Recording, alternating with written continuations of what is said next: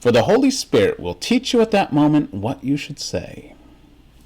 In today's gospel, we get the curious sentence that tells us that those who speak against the Son of Man may be forgiven, but not those who blaspheme against the Holy Spirit. Now, a lot of people speculate as to what that sentence means, and I make no pretenses to having the absolute solution to that question. But I think, like a lot of other scriptural questions, it's really essential to look at the context.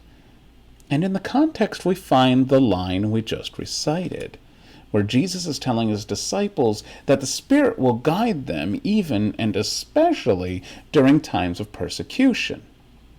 Now, to circle back to the question at hand, what does it mean to blaspheme against the Holy Spirit? It seems that since the next sentence tells us about the guidance of the Holy Spirit, that what Jesus is talking about is resisting God's grace.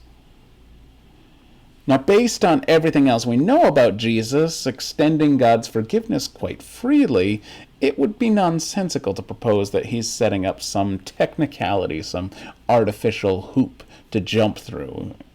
Something like if you say the wrong words, then you're out of luck. Rather, it would seem that he's trying to tell us something else. Something that, like many of the passages we've been looking at recently, goes deeper than the externals. You see, when we refuse to accept the Spirit working in our lives, we refuse God's grace. And part of God's grace is forgiveness.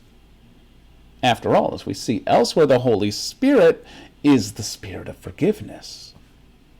So in other words, it seems to simply boil down to the fact that we can't be forgiven if we're not willing to accept forgiveness.